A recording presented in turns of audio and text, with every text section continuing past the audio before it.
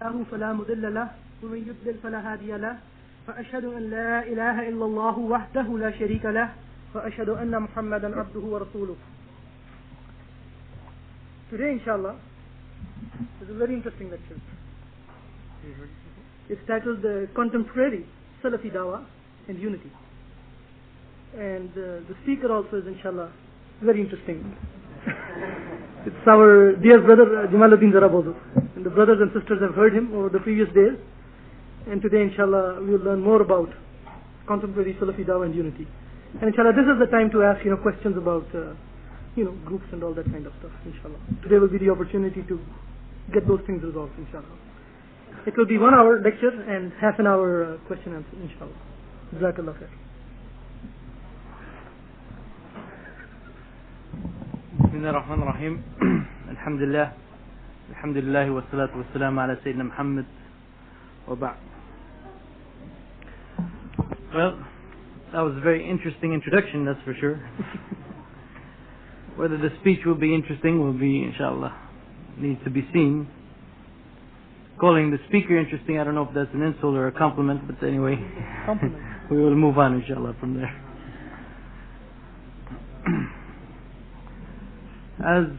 As Brother Kamal mentioned, the lecture topic is Contemporary Salafī Dawah and Unity.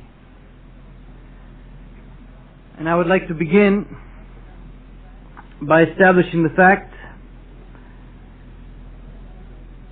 that every Muslim should realize, and that is, if Muslims are truly and sincerely interested in unity. And what I mean by unity is the kind of unity that the Qur'an calls for, and in not just coming together for the sake of some political or economic benefit, but real unity, coming together as brothers in Islam for the sake of Allah subhanahu wa ta'ala. Then in fact, if they are interested in that, then the only way and the only means to achieve that unity is through what is known or what is called the Salafī Dawah. All of the other dawahs, all of the other calls, all of the other claims that are present will never lead to true unity and will always cause disunity among the Muslims. And there are some very basic reasons for why that is the case. When you talk about unity, whether you're talking about among Muslims or you're talking about among any group of people, the first thing you have to establish among them is some kind of common ground and some kind of common basis. And it should be the case, and inshallah let's say it is the case, that at least all Muslims, every Muslim, will agree in the authority, or so to speak, the supreme authority of the Qur'an. And that at least should be one thing that all Muslims do not differ about. And if they can all come together and say that the Qur'an is the number one authority in the lives of the Muslims. However, and to jump the gun a little bit, jump the gun, is that the right expression? Anyway,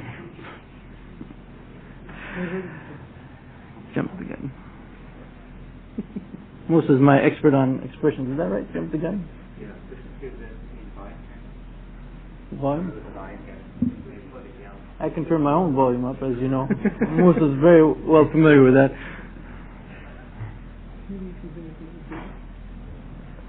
It causes static on this. It doesn't cause static on this. Okay. So as I said, all Muslims should be able to come together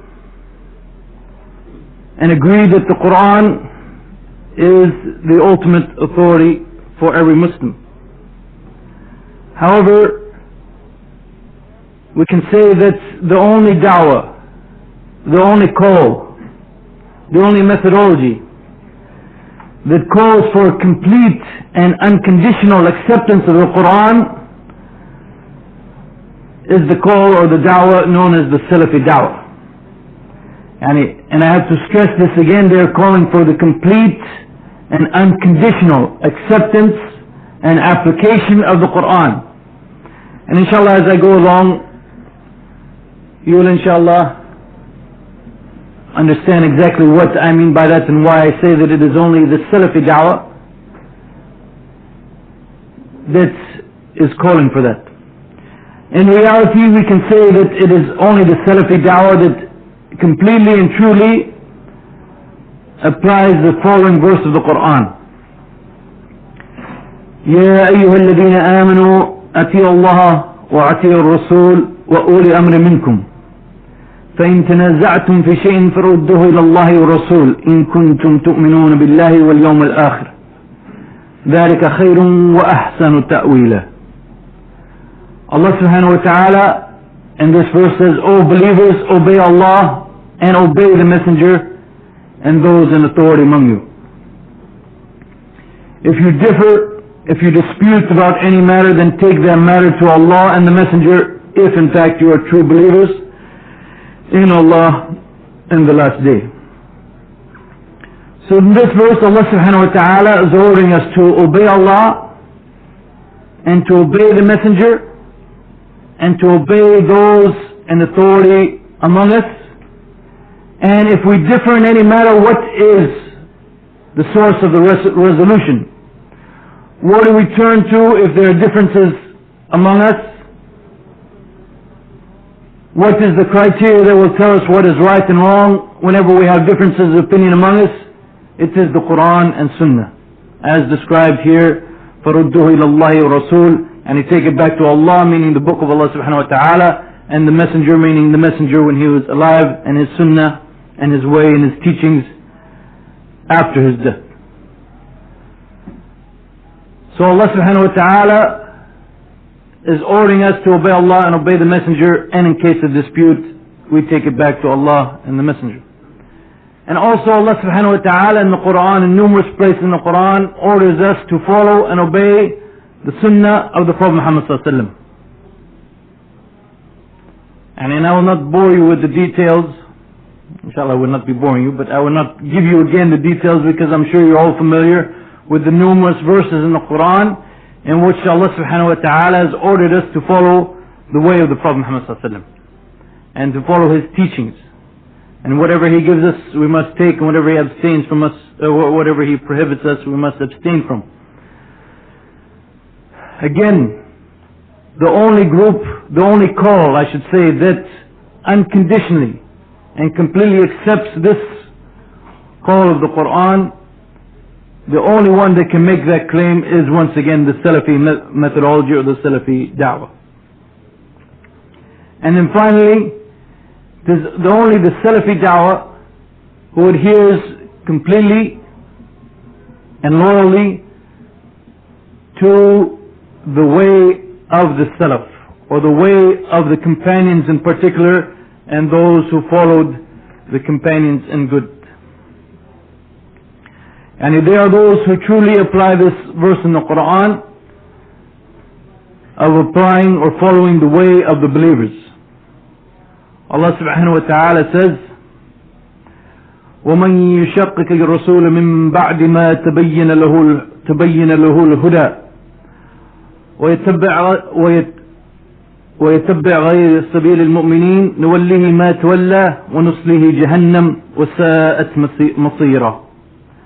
Allah subhanahu wa ta'ala is saying, whoever opposes the messenger after the guidance has been made clear to them and follows a way other than the way of the believers, we shall turn him to that which he has turned himself, and he shall reside in the hellfire. And an evil destiny, or an evil journey that is. Also the Salafī da'wah, and this is part of the teaching of the Qur'an. So if we claim to follow the Qur'an, we have to follow this command from Allah subhanahu wa ta'ala and this teaching that we cannot stray from the way of the believers, which first and foremost of course applies to the way of the believers, and meaning the Sahaba and those people around the Prophet sallallahu alaihi wasallam. And also the hadith of the Prophet sallallahu alaihi wasallam. Again, and since we claim to be following the Qur'an, we have to follow also the hadith of the Prophet ﷺ. And in one hadith, the Prophet ﷺ, in which he gave the Sahaba a khutbah or an address, and in which the hearts were moved and the tears flowed because of this address. And they told the Prophet ﷺ that this was as if it were a farewell speech that he had given them. So they asked him to give them some advice. So the Prophet ﷺ said, "Usikum bi taqwallah," and I advise you to have taqwa of Allah and to hear and obey, even if your ruler is a Habashi or Ethiopian slave. For the one who will live among you after me shall see many differences. فَعَلَيْكُمْ بِالسُّنَّةِ وَالسُّنَّةِ الْخُلَفَاءِ الْمَهْدِيِّينَ الرَّاشِدِينَ. And so therefore follow and stick to my sunnah, to my way and the way of the khulafa, the rightly guided leaders after me. And stick to them completely, like biting onto them with your molar teeth. And stay away from any innovated or new matters, for every new matter is an innovation or a heresy, and every heresy is misguidance. Now, who among all of the different calls, and the Sahaba, they said to the Prophet ﷺ that it is as if you had just given us a farewell speech. So what is the advice that you can give us? So therefore the Prophet ﷺ was stressing something very important in this hadith. And it's something essential to keeping the Muslims' deen correct. And he told them to follow his way and to follow the way of the rightly guided khulafa after him, and to stay away from any innovation, for every innovation or every newly invented thing is a heresy, and every heresy is misguidance. And in which group among all of the different groups follow this teaching of the Prophet Muhammad ﷺ? And who can really claim to follow and apply this advice that the Prophet ﷺ gave as if it were a final advice to his Sahaba? And once again, the only ones who can really claim to be applying that and following that are those who adhere to the Salafī methodology. Also Allah subhanahu wa ta'ala, also the Prophet ﷺ has told us that this ummah will break up into different groups, and all of them are in the hellfire except for one. Again, who is it that really takes this statement of the Prophet ﷺ seriously and puts it as if it is some kind of a guide for their lives? That this ummah will break up into many groups, and all of them are in the hellfire except one. And when he was asked which one, he said, Al-Jamāl, or what I am following, what I and my companions are following. What I and my companions are following. And meaning all the other ways lead to the hellfire, except for one way, and that is the way of the Prophet Muhammad ﷺ and what his companions were following. And therefore, and not to beleaguer this point, because it is kind of an introduction to other things I wish to say. And therefore, when we say that we have as a common basis the Qur'an, and that all Muslims should unite around the Qur'an, as we talked about yesterday, وَاعْتَصِمُوا بِحَبْلِ اللَّهِ جَمِيعًا وَلَا تَفَرَّقُوا. And come together, stick together, hold together, all of you, to the rope, the revelation from Allah subhanahu wa ta'ala. And if this is true, then the Qur'an is telling us to follow the Qur'an and follow the hadith of the Prophet sallallahu alaihi wasallam, his sunnah, and follow the way of the Sahaba and those who follow in their footsteps. And this means these are the only things that all Muslims should be able to come together upon. If we all claim to follow the Qur'an, And we can all agree upon this following the Qur'an. Well, this is what the Qur'an tells us. Follow the Qur'an, follow the Prophet ﷺ, and follow the way of the Sahaba. And this is the only way of Islam. This is the only correct way of Islam. As the Prophet ﷺ said, all the others are in the hellfire. And Allah subhanahu wa ta'ala says, وَأَنَّ هَذَا صِرَاطِ مُسْتَقِيمًا فَاتَّبِعُوهُ وَلَا تَتَّبِعُوا السُّبُلَ فَتَفَرَّقُوا بِكُمْ عَنْ سَبِيلِهِ ذَلِكُمْ وَصَّاكُمْ بِهِ لَعَلَّكُمْ تَتَّقُونَ. And Allah subhanahu wa ta'ala says, this is my straight path, so follow it, and do not follow any of the other paths as they will make you stray from His path. Now all of the other calls, all of the other da'was, and if you study them closely, you'll see that in fact they are calling to the Qur'an and Sunnah, but always with something additional to it. It's like saying, and that's, we're going to follow the Qur'an and Sunnah, but not in this, or but also this, or and this. And in essence, this is what they're saying. And if anyone adds or subtracts anything to the Qur'an that we can all agree upon,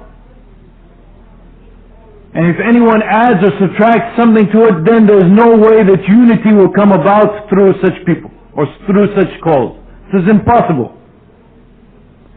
Because sooner or later there are going to be Muslims who are reading the Qur'an, and they're going to say that why is it that we have to follow this and this in addition to the Qur'an? Well, Allah subhanahu wa ta'ala has just ordered us to obey Allah and obey the Messenger. And then if we differ in something, we have to take it back to the book and the Sunnah. So it will be impossible, and theoretically speaking and practically speaking, as we see, it will be impossible for all the Muslims to be united upon anything other than the Qur'an and the Sunnah and following the way of the Sahaba, as Allah subhanahu wa ta'ala has ordered us in the Qur'an. Because if we try to add anything to that, if we try to say, for example, we follow the Qur'an and Sunnah, and we also follow the teachings of Hassan al-Banna, or we also follow the teachings of Muhammad Ilyas, or we also follow the teachings of Maulana Maududi, and also the teachings of Muhammad Surur, and also the teachings of Sheikh Nazim al-Qubrasi, or whatever. And as soon as we add anything on, then any Muslim has the right to come and say, why is it that you are expecting or obliging us to follow Sheikh Nazim or Sheikh this or Sheikh that, while Allah subhanahu wa ta'ala has not obliged that upon us in the Qur'an and Sunnah. So they will never be united. If they're going to take that as an essence, as the essence of their da'wah, then not all Muslims will ever come together on something like that. And as soon as you're adding or subtracting anything from the Qur'an, you cannot present any proof from the Qur'an or Sunnah that we should follow Hassan al-Banna, or we should follow this man, or we should follow that man. And so therefore any Muslim has the right to say, no, I'm going to follow the Qur'an and Sunnah, but I don't agree with this man, so I'm not going to follow this man. And then comes the next important point that we see once again theoretically and practically. And that some of these groups might claim, or they might say, that no, we follow the Qur'an and Sunnah and the teachings of so-and-so.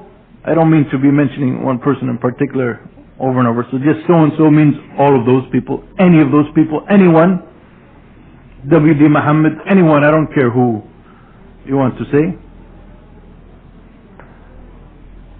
So they claim, no, we're following the Qur'an and Sunnah, but this man is a good man, and he revived Islam, and he brought Islam, and so and so, so therefore we're following his teachings also, and we're accepting him as our leader.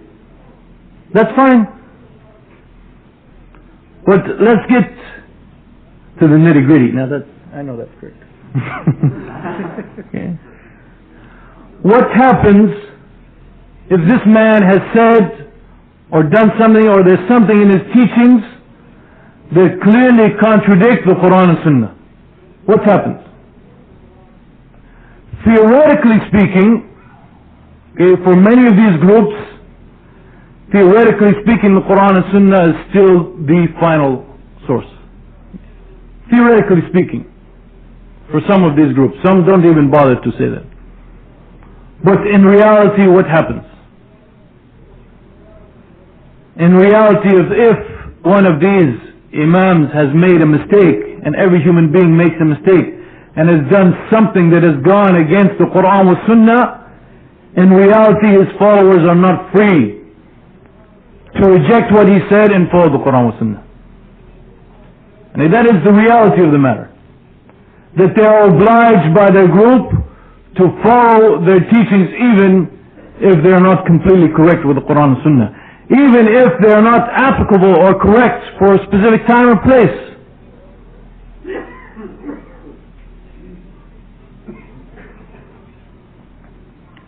So therefore, basically, their standard is no longer the Qur'an and Sunnah. Their standard is the Qur'an and Sunnah, not conditionally, not unconditionally and completely. As I said, this is only the Salafī da'wah. It is not unconditional and complete acceptance of the Qur'an and Sunnah, but it is the Qur'an and Sunnah as conditioned by and as specified by the teachings of so-and-so. And you expect all of the Muslims to gather around upon it? It's impossible. And in fact, if you study these groups, their own members, alhamdulillah, Allah has guided them that this is wrong, we have to follow the Qur'an and Sunnah, so they refuse to follow it, what their leaders say. So what happens? They either get kicked out of the group, or they're treated by the group as their enemies, or they're forced to go out and make their own group based on what they believe is correct. So the loyalty then becomes not based on the Qur'an and Sunnah, but the loyalty becomes based on that particular group. Al-wala wal-bara, so to speak, is no longer around the Qur'an and Sunnah or around Islam, but it is based on the teachings of that group. And this is something that the Muslims as a whole, and if we're looking for true Muslim unity, they will never be able to come all together upon that, something of that nature. And then we have the other side, perhaps the other extreme, that in reality doesn't make any sense whatsoever, and that is where the Muslims come together in some kind of umbrella organization, open to all Muslims. You're Muslim, you just come in and you're part of us, and this is unity. And we'll agree to disagree. Right? So they come together in the name of Islam saying, we're working for unity, see, we're bringing together all Muslims. In one such group, the president of the group, after mentioning, it's kind of strange what he said and did, but after mentioning one person who has some kind of strange ideas, he said, you see, this group, we're open to all Muslims. Now what kind of unity are you going to have in a group like that?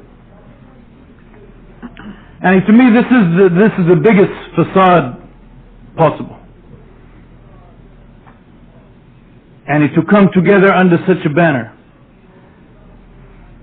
Because first of all, the only way you could come together in that way is if you're willing to compromise your beliefs. That's the only way. And if, for example, Ahl Sunnah, the Sunnis say we should love and we should revere the Sahaba. We should respect them. We should never curse them or abuse them or anything like that. And this is something from the Qur'an and from the Prophet ﷺ that every Sunni has to believe. So you ask him now to become united with a group of people who take it as part of their faith to curse Abu Bakr and Umar. Now the only way they can come and be united, as I said, is if the Sunni himself doesn't really care about his religion. He's willing to sacrifice one of the obligatory aspects of his religion to come together, and it's simply because we call ourselves Muslims.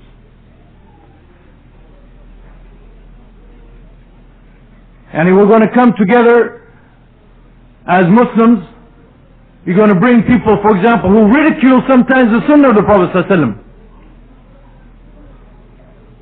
And you expect them to be united with people who respect and love the Sunnah of the Prophet ﷺ. How is this going to be? It's going to be a unity in name only. And not only that, and I'm speaking from personal experience, what goes on within such a group, and they call themselves united and we're coming to the sake together for the sake of brotherhood in Islam, is that actually every group inside such an organization, such an umbrella organization, every group inside is fighting against the other. And still hating one another. In such a group, for example, the Shia are still fighting against the Sunni and trying to put their position and make their position dominant in the group. And the Sufis are doing the same, and the Sunnis are doing the same. All of them fighting to get as much power and control inside the group as they can. And this is what they call unity.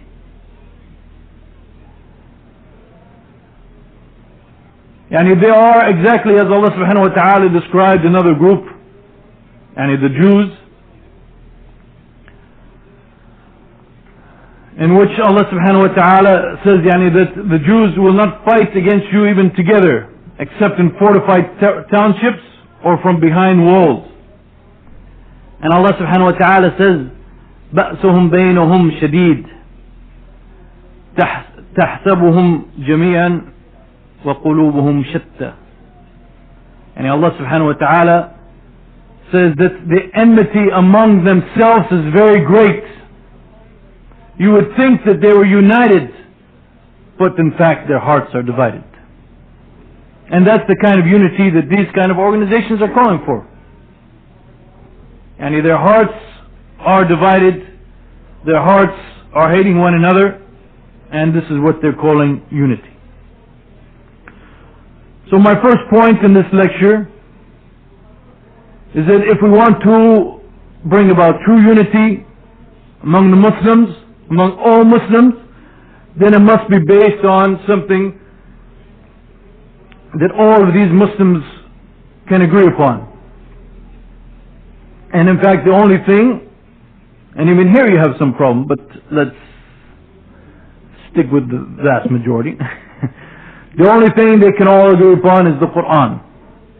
And the Qur'an tells them to obey the Qur'an and to obey the Prophet Muhammad sallallahu alaihi wasallam. And if they differ in any matter, to take it back to Allah and the Messenger, and to follow the way of the believers, yani the Salaf, the companions of the Prophet ﷺ, and those who followed their way. And this is exactly what is known as the Salafī da'wah. This is the Salafī da'wah. And whether you call it the Salafī da'wah or you don't want to call it the Salafī da'wah, this is it. This is Islam, in fact. This is the true Islam. So now comes the next question though. And certainly one may ask himself, well, if this is true, if what I'm saying is supposedly true, then is this da'wah bringing unity to the Muslims? And even stronger, if you want to put in stronger terms, even among the Salafis themselves, is there unity? And you would think in theory, after all I've said, right, that the Salafis their hearts should be together and there should be unity among them. Is there? Kamil obviously has an opinion on this question. But fortunately I'm speaking, not him.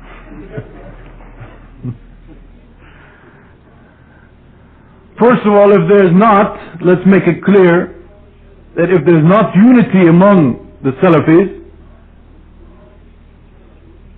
it is not due to any weakness in the Salafi da'wah. And there's no weakness in the Salafi da'wah. If it is applied correctly and people accept it, there will be true unity. But there are problems that exist,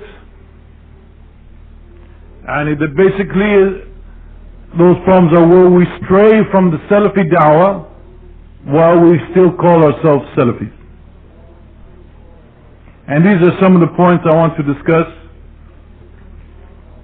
And things that are existing today among the contemporary Salafis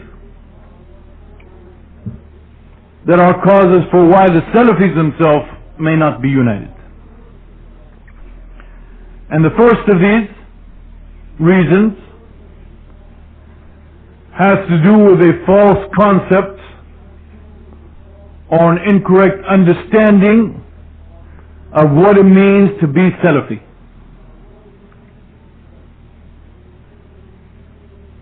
And when we say that we emulate the Salaf and follow their way, on what matters? In what areas do we follow their way? And for many people, and unfortunately many Americans and non-Americans, did I miss anybody? And for them, you get the feeling sometimes from speaking with them that to be Salafi is basically to have some articles of faith that you can rattle off on your tongue. For example, if someone has the correct belief about the names and attributes of Allah subhanahu wa ta'ala, he's Salafi. And nowadays that's about all it takes, unfortunately. And that's, and maybe a little bit more. You go up to someone, you ask him, where's Allah? What do you think of Asma wa Sifat? This is, oh, he's Salafi.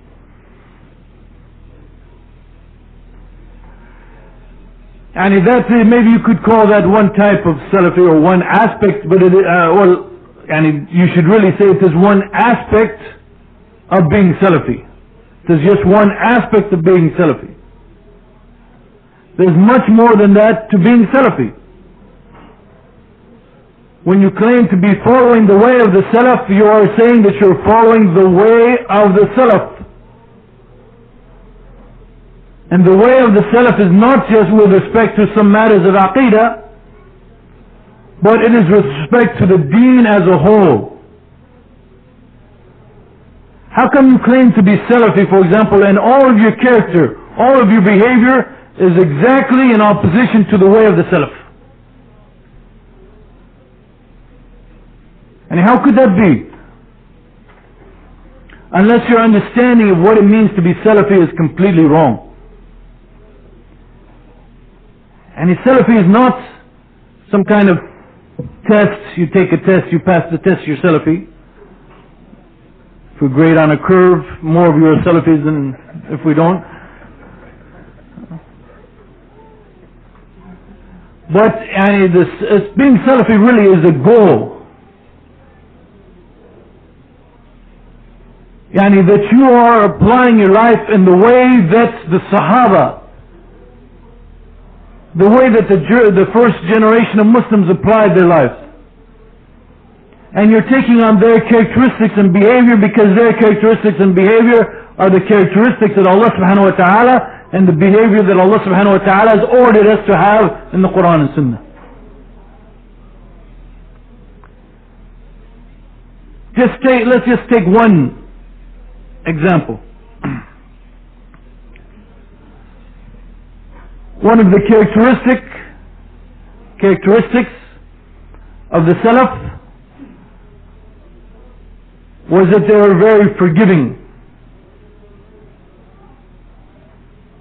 Allah subhanahu wa ta'ala describes the believers, and this is describing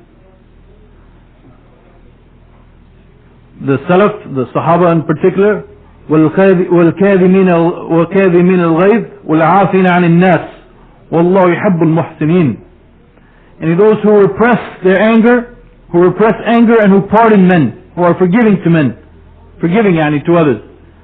Verily Allah loves the good doers.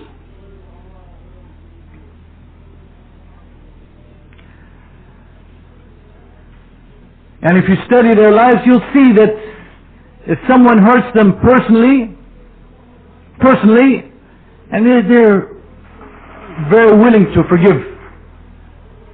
And they would forgive any personal attacks or any personal harm that came to them. If it's something related to the deen, that's something else. But themselves, personally, and respect for other believers, and not harming the other believers' wealth or honor, this is one of their characteristics. And especially respecting the honor of other believers, and this is something, unfortunately, and many Salafis nowadays seem to have completely forgotten. So the first point is the concept of Salafi, of what it means to be Salafi, and is incorrect in the minds of many people.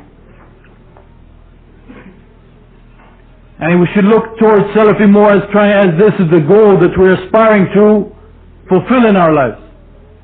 And inshallah, if we fulfill it, we have the correct aqeedah, the correct understanding, the correct application, the correct character,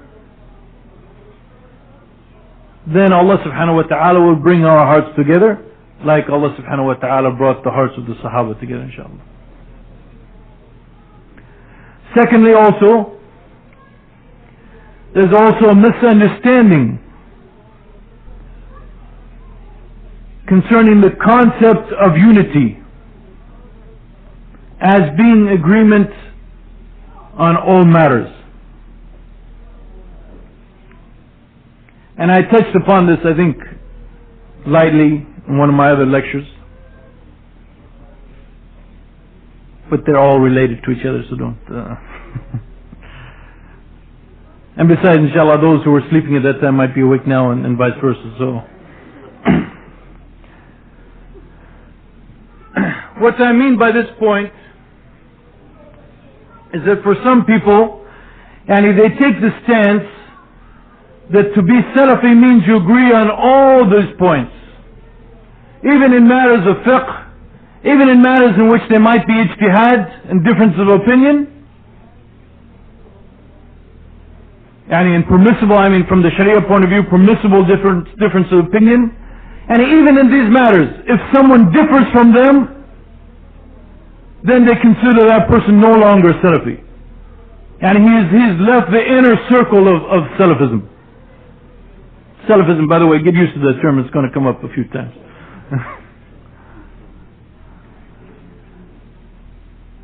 And this is unbelievable. But this is what we're seeing. The true unity is the unity of the hearts, where the hearts are brought together and there is true love for one another in the hearts. And this does not mean that there will be agreement on every issue. Someone prays like this after ruku, the other one prays like this. And things of this nature. And some Muslims, they allow this to divide themselves and claim that someone is no longer Salafi because he's following a different ijtihad. And disagreements will exist, but the disagreements will not be on the basis of the religion, and those things that are clear without question from the Qur'an and Sunnah, and those disagreements will not enter into the hearts of the people such that they will still have love for one another. And I remember one time in Boulder, one of our dear brothers was leaving, my sheikh, my Arabic teacher, my economics compadre also, unfortunately. And he was leaving. So he was leaving the next day, and the Amir of the community, who was also a very close friend of his, and he stood up and he said, our brother so-and-so is leaving tomorrow, and we all love him very much. And even he said one thing in the statement, it's kind of strange that he mentioned it at that time, and it's true. And he said, we love him very much and we appreciate everything that he did for us. And we ask Allah subhanahu wa ta'ala to reward him and to continue this love in our hearts for one another, even though we disagreed with some of his points sometimes. But that disagreement did not enter into his heart. And this is what Hassan al-Basri one time said, that those people whom Allah subhanahu wa ta'ala has shown mercy to, they have disagreements the kind of which do not harm them whatsoever. Well, Ibn Taymiyyah in one passage, and he's described the cases where there are permissible differences of opinion. He said Allah subhanahu wa ta'ala has ordered us to obey Allah and obey the Messenger and those in authority among us, and ordered us in case of dispute to return it to Allah, to refer to Allah and to the Messenger. And Allah has ordered us to come together and to bring our hearts together, and Allah has prohibited us from division and dividing. And Allah has ordered us to ask forgiveness for those people who have preceded us in Iman, and has named us Muslims, and has ordered us to continue on that path until our death. And the Sahaba used to debate with each other in a kind of debate which is seeking advice and counsel from one another. Perhaps they would sometimes disagree in a matter, masalat ilmiya, a matter even related to aqidah sometimes, that was very rare, wal amaliya, practical matters. However, at the same time, their affection and their love and their protection for one another and the brotherhood of the religion stayed in their hearts. However, whoever disagrees with something clear from the Qur'an and something well established from the Sunnah, or what the Salaf have agreed upon, with disagreement or difference of opinion that is not excusable, then that person is to be treated like Ahl al-Bid'ah. So as I said, this is a point that is very much misunderstood by the Salafis today.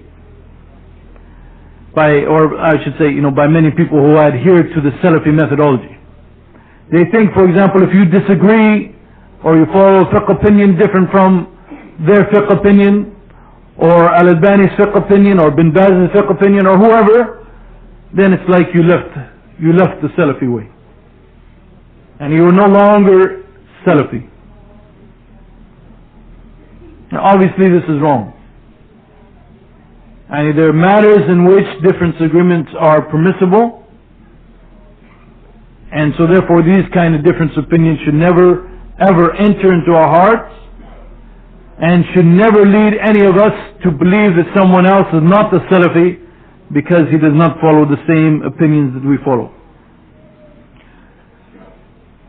Now thirdly, also we find that sometimes some of the principles of the Salafi way are misapplied. Or that's what I meant. Let me take an example. Where, for example, two principles might be taken and applied in different ways. The application of these principles, there might be difference of opinion concerning the application of these principles. The most important thing to be from the way of the Salaf is to have the correct aqidah and believing in the correct principles and methodology. Believing in the correct principles and methodology. Now how those principles and methodology are to be applied, sometimes you may differ about them, but that does not remove you from the realm of being Salafi. And in fact such things existed among the Salaf. And in fact today, if many of the Salafis were alive during the time of the Salaf, during the time of the Sahaba and the following generations, they would have declared many of them non-Salafis. Let's take a classic example that is existing today. There is a principle among the Muslims, among the Sunni Muslims, the way of the Salaf, that we do not revolt against Muslim rulers. As long as they do not display a clear form of kufr, we do not revolt against them, but we listen to them and we obey them, in anything which is not contrary to the Qur'an wa Sunnah. And we do not revolt against them because we believe that revolting against them will bring about more harm, loss of life for Muslims and so forth. So we remain patient. And this principle can be established and can be proven from many hadith of the Prophet ﷺ and evidences from the Qur'an wa Sunnah. And all Salafis agree on this principle. There's another principle. And that is the principle that Muslims have the obligation to order what is right, establish what is right, and eradicate what is evil to the best of their abilities. If they can do it by their hand, then they do it by their hand, otherwise by their tongue. If not, then in their heart, and that is the weakest part of Iman. All Salafis have to accept that. It's clear, it can be proven from the Qur'an and Sunnah. Suppose there is a Muslim ruler, and although you're not saying this is revolting against the ruler, this in our view is the same thing as revolting against the ruler. So they're applying the other principle. Which one of these two groups is not Salafi? And if they are both Salafi, and if anyone claims that they are not Salafi, one of these two groups is not Salafi, then he does not understand the principles of Salafism whatsoever. And those people, alhamdulillah, who are most involved in these kind of things that are happening today, I have never heard any of them who are the most involved ever calling the other side non-Salafi or saying that they have left the way of the Salaf, alhamdulillah. So this is what happens, that sometimes there is a difference of opinion on how principles are to be applied, even though there is agreement on the principles, and none of them would ever doubt those principles. But there is difference of opinion on how they are to be applied in a particular situation. This is the exact same thing as differences in ijtihad, which are permissible by the Sharia, and do not take anyone out of the realm of Salafism.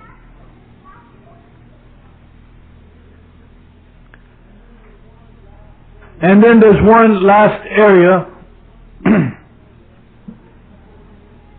that unfortunately it seems, Allahu Alam, and only Allah subhanahu wa ta'ala knows what is in the hearts.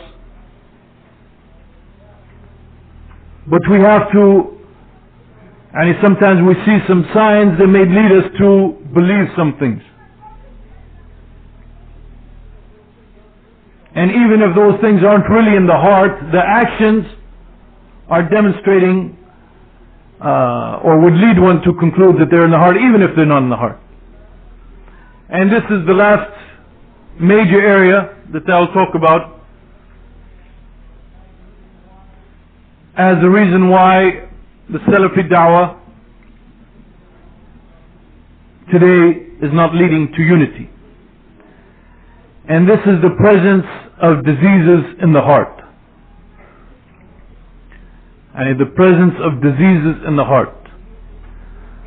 When you look at the behavior, the speech, the actions of many Salafis, of many who call themselves Salafi,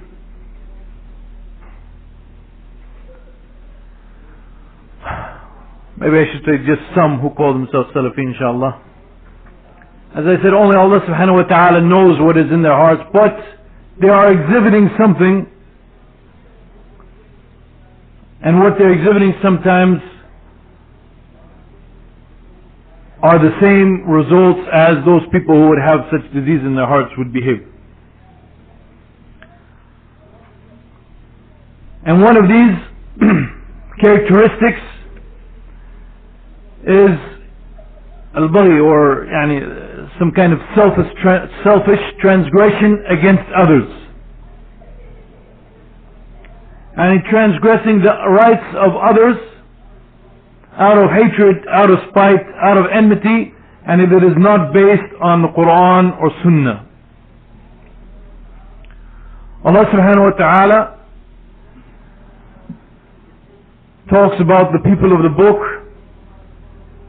and says وَمَا تَفَرَّقُوا إِلَّا مِن بَعْدِ مَا جَاءَهُمُ الْعِلْمُ بَغْيًا بَيْنَهُمْ. And they divided not until after knowledge had come to them, through selfish transgression between themselves. Commenting on this verse of the Qur'an, Ibn Taymiyyah said that the ijtihad which is permissible, as we've been talking about, will never lead to fitna and division, except with the presence of baghi or transgression against one another. And in other words, you have these permissible differences of opinion, as Allah subhanahu wa ta'ala described the people of the book, and this permissible difference of opinion will not lead to division among us unless we transgress against each other's rights and do not respect each other's rights as believers, and we have something in our hearts against one another, and that is not supported by the Qur'an and Sunnah. Well, the Prophet ﷺ, he called this disease of baghi or transgressing against one another, or he stated that it is one of those things that Allah subhanahu wa ta'ala will punish someone for in this life, while reserving more punishment for him in the hereafter. A second characteristic that everyone has to be very cautious of, but especially those people who are studying the ilm, who are studying knowledge, who have been given by Allah subhanahu wa ta'ala, who have been blessed by Allah subhanahu wa ta'ala to have knowledge and to be making da'wah. And these people have to be very careful about a disease that comes to people of this nature many times, unfortunately, and this is the disease of kibr, of arrogance and pride.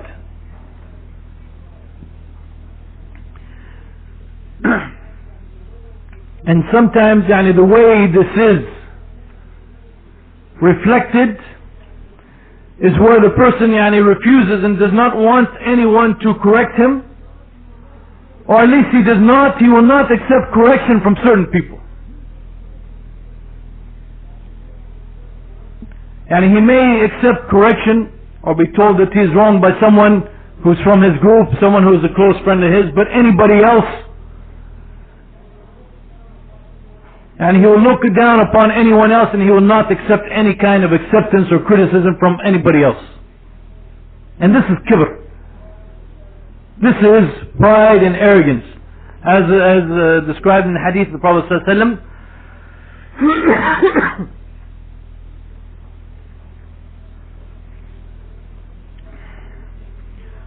The Prophet ﷺ said that no one لا يدخل الجنة من كان في قلبه مثقال ذرة من كبر. That no one who has even a mustard grain seed and a weight of pride, of kibr in his heart, no one who has this in his heart will enter Jannah.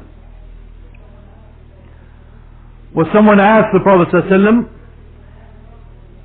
he said that a man loves to have, for example, nice clothing on, good, nice shoes, and he understood that maybe this is kibr, to be having nice clothing on.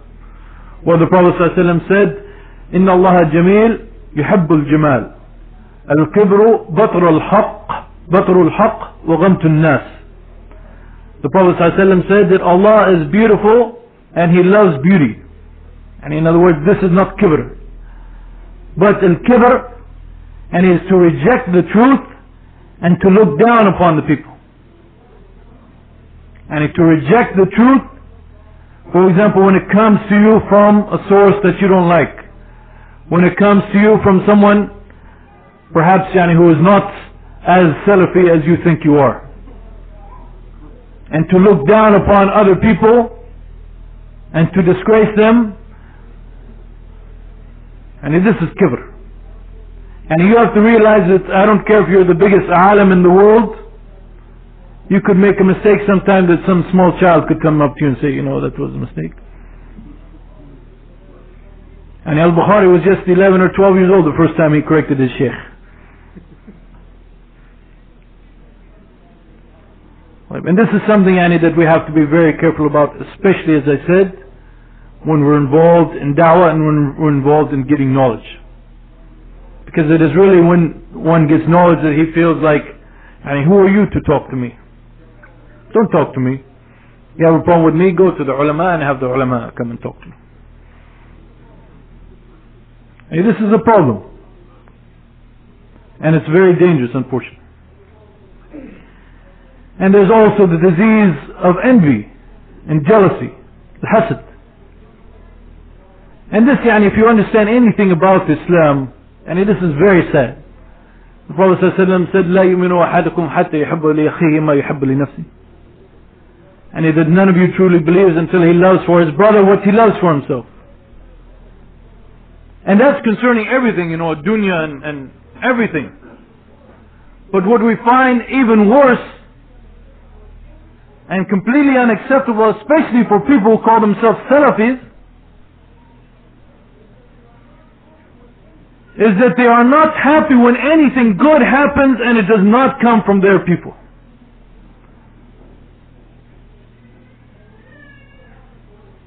And when anything good happens for Islam and Muslims and it did not come from their people, they are not happy. And they are jealous and they are upset. And sometimes they'll try to destroy the good that somebody else brought. And all along, we are Salafis. This is the Salafi way. This is the Salafi way. Do I need to comment further? No? Okay.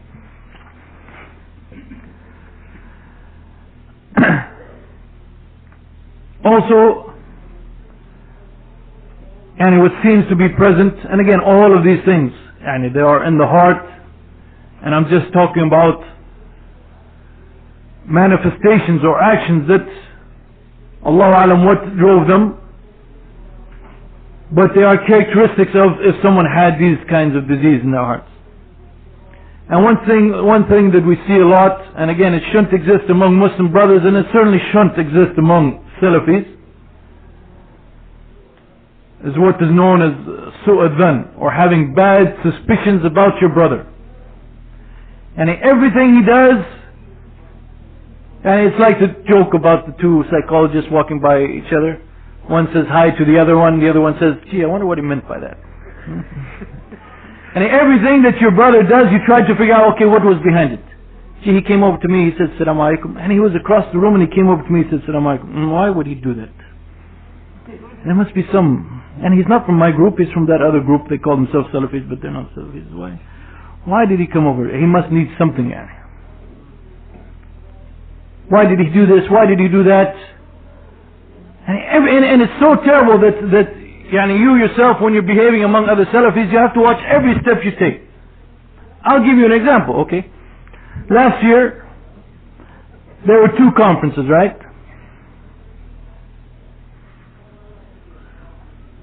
One right after the other, last year, December, around this time. Gee, I wonder which conferences he's talking about. Okay, I was sick, so I did not come to the first conference. I was feeling a little bit better, by the mercy of Allah subhanahu wa ta'ala, perhaps. My wife threw her back out, so I could not attend either conference. I was sick. These things happen, don't they? You ever been sick?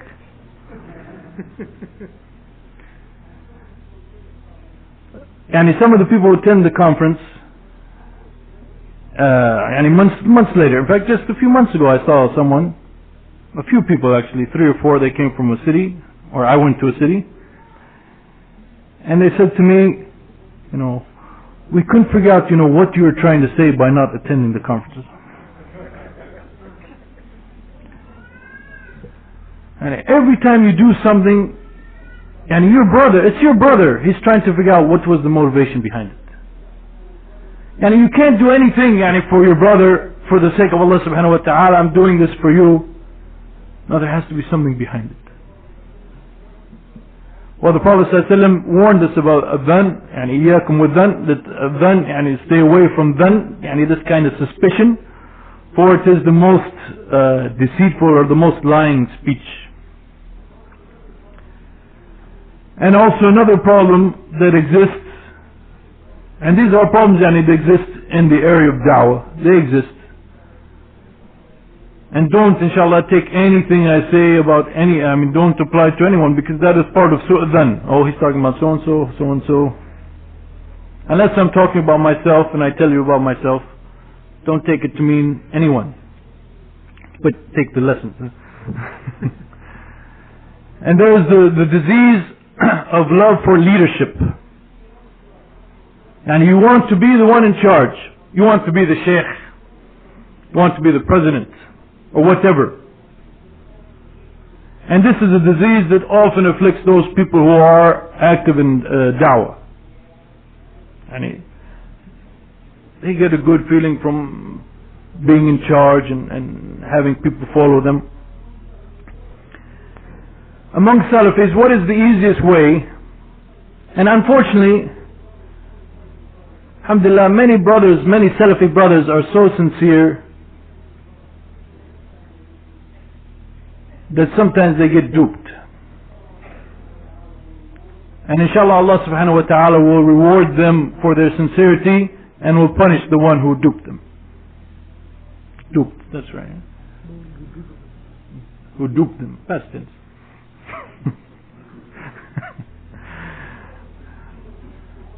And in one of the easiest ways, then, if you want following and you make sure you don't want anyone to follow anybody else, among Salafis, what's the easiest way? You just say, that person, that sheikh, that speaker, don't listen to him, he's not really Salafi. Okay? And sometimes, why isn't he Salafi? Okay, I can't tell you right now. I will tell you later. Or, there are things that I can't mention them right now, I can't go into it, but just don't listen to him, he's not Salafi. This kind of thing exists. And one of the reasons for it, Allah Alam, as I said, this person wants people to listen to him, not to others, and that's the easiest way. Now, I'm not recommending that way for anybody, don't get me wrong. This is a disease, as I said, this is the disease in the heart. And one of the aspects, unfortunately, that we see also, and I don't care whether you're talking about on a worldwide basis, national basis, mosque basis, or individual brothers, is we see the spreading of backbiting and spreading tales about one another instead of trying to bring brothers together. And this is again one of the important characteristics of the believers, of the Salaf, that they try their best to bring Muslims together and to bring their hearts together. Allah subhanahu wa ta'ala says, فَاتَّقُوا اللَّهَ وَأَصْلِحُوا ذَاتَ بَيْنِكُمْ وَأَطِيعُوا اللَّهَ وَرَسُولَهُ إِن كُنتُم مُؤْمِنِينَ. And have taqwa of Allah subhanahu wa ta'ala, fear Allah, and make things right among yourselves, and obey Allah and His Messenger if in fact you are believers. And in fact, this is one of the areas in which you may lie to another brother, to try to bring two brothers together. Oh, he said such and such, but that's not what he meant. He must have meant something. Well, in fact, you know that that's what he meant. But you can, in this case, it is permissible to lie to your brother to try to bring two brothers together. What we have nowadays is the opposite. You go to him, you go to the other one and say, this is what he said about you, this is what it means, and also I think he also meant this and this and this and this.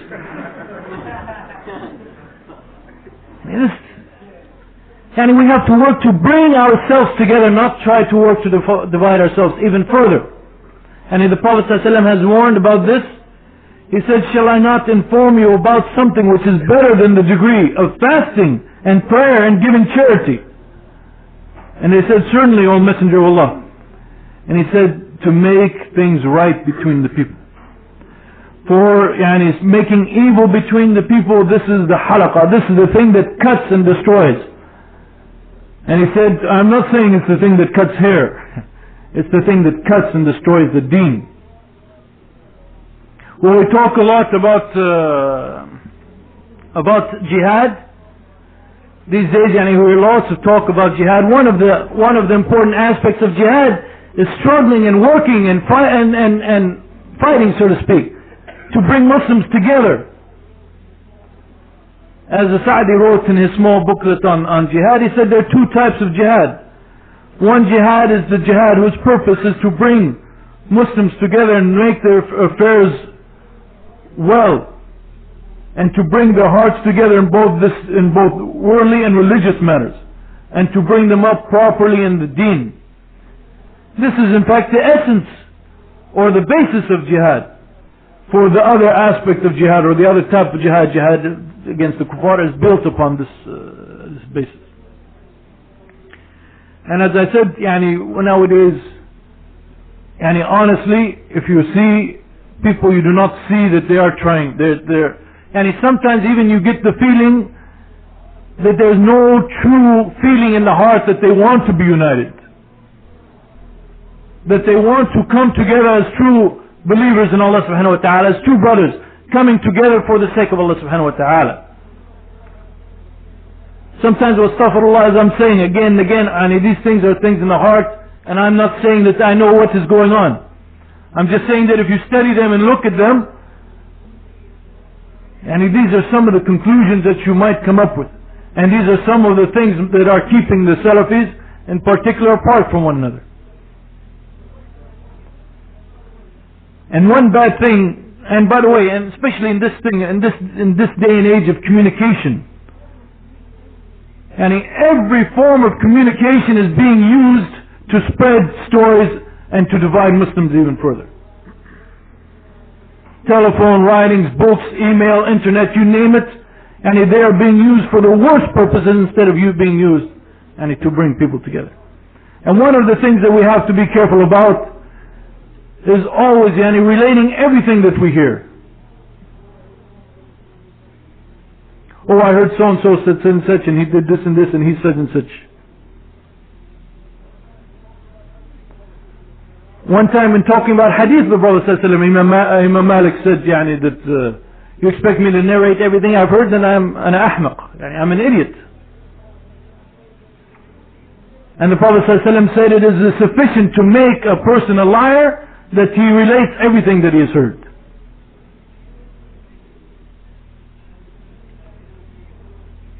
And because many times what you hear is somebody's interpretation of what someone said, and then you pass it on as what that person said, and so therefore actually you are lying, because that's not what he said. And had you gone back and confirmed what he had said, you would find that wasn't the case. Even better, had you kept quiet and not spread evil, this would have been even best.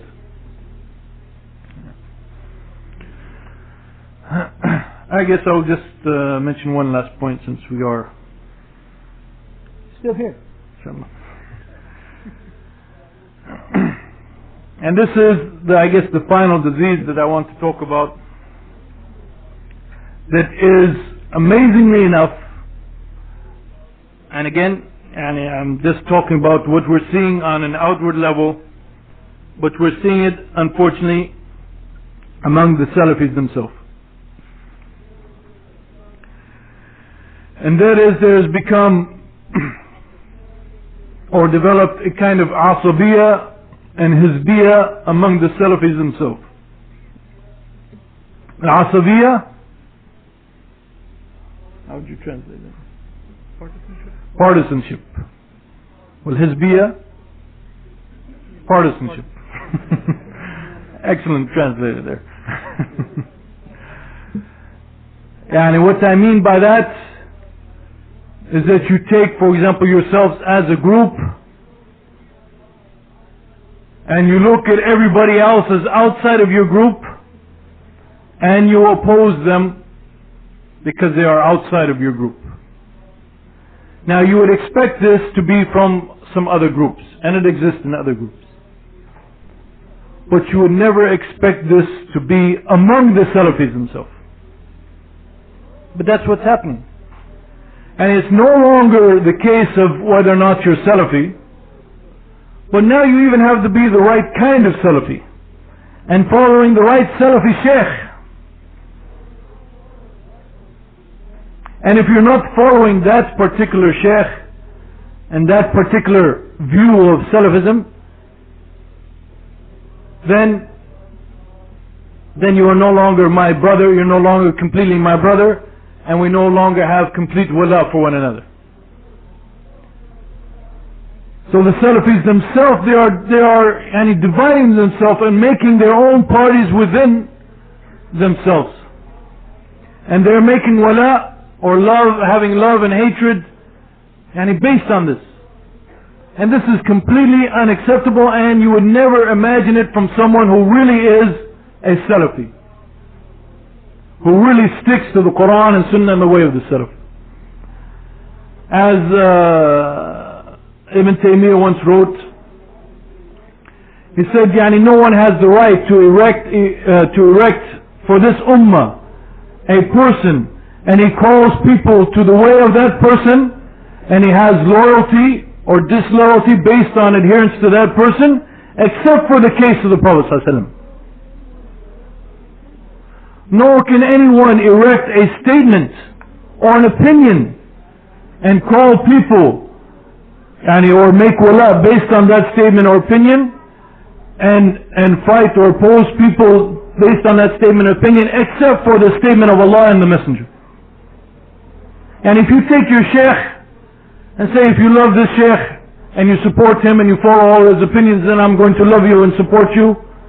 Otherwise, if you have differences with him and you're not following him and you're not showing that you are his follower, then I'm going to oppose you, and you have no right to do this whatsoever. This is only for the Prophet ﷺ. You can only do that for the Prophet ﷺ. Or you take his opinion and he says, whoever agrees to this opinion and he has my love and support, and whoever disagrees with it, again, this is only if it comes from the speech of Allah subhanahu wa ta'ala or his messenger, or what the ummah has agreed upon. And then Ibn Taymiyyah said, and this is something, and if the Salafis do that, they won't be happy with what Ibn Taymiyyah says next. He said, in fact, this is the practice of Ahl al-Bid'ah. Ahl al-Bid'ah are the people who erect a person and say, okay, we all have to follow him and his teachings and his ways, and they make wala and bara based on his teachings and his ways. He said, this is the way of Ahl al-Bid'ah. Otherwise, everyone else makes their wala, the correct way is to make their wala solely according to the Qur'an wa Sunnah. And then he brings up another point which is also very important. He said Allah subhanahu wa ta'ala has described the Jews as the people who knew the truth before it had came apparent. In other words, they knew the Prophet ﷺ was coming, and they called people saying, they claimed that the Prophet is going to come, and so forth. So when the Prophet came from someone who was not from their people, and he was not from their Jew, not from someone that they expected him to be from, they criticized him, and they would not accept the truth unless it came from their people.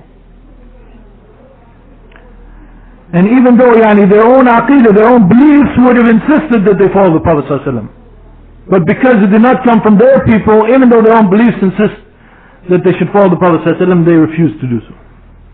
And he said this is an affliction that afflicts many of the people who are attached to a particular group or particular people with respect to ilm, with respect to fiqh or Sufism or whatever. He said that many of them, they do not accept any opinion, any statement, except if it comes from their people.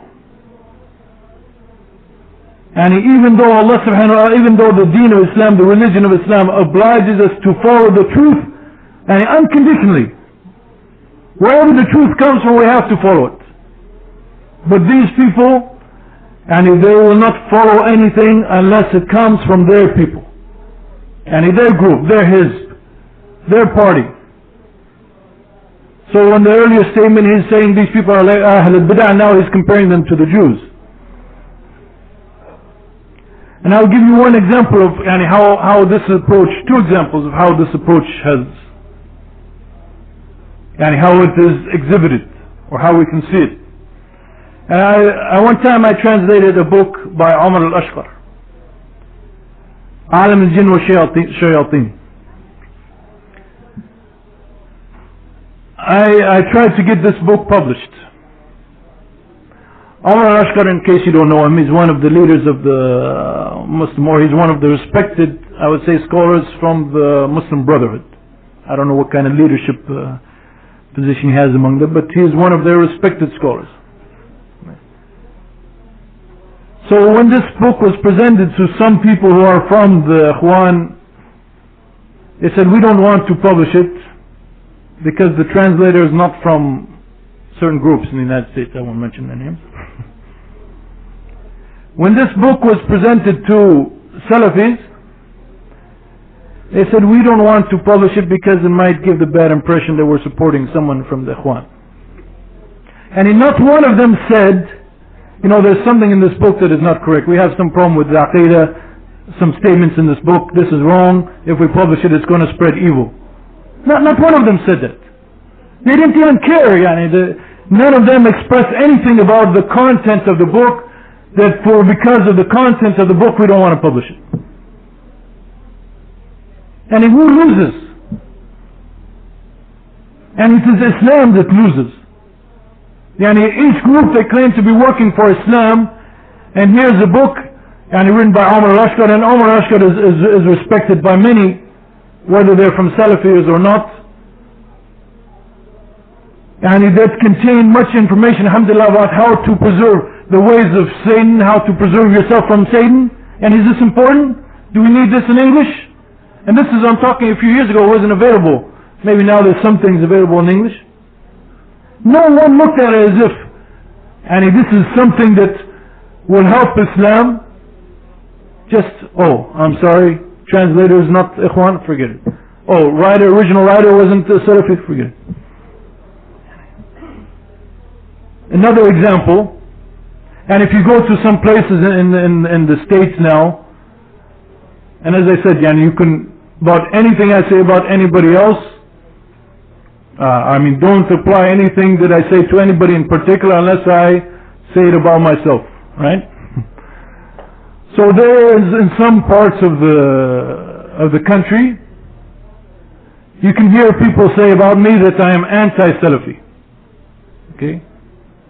Originally, this is kind of evolved over time. Originally, it wasn't that I was anti-Salafi, and it's coming from the same people. Originally, it was that I am Salafi in my Aqidah, but Ikhwan in my Minhaj. I'm Salafi, and when it comes to matters of Aqidah, but methodology and so forth, I am from the Ikhwan. But here's the wonderful point that Ibn Taymiyyah is describing the Jews. I read that quote about the Jews. Well, this man who claims to be Salafi, and even he claims to be from the inner circle of Salafis, everybody else is a little bit fallen off the path.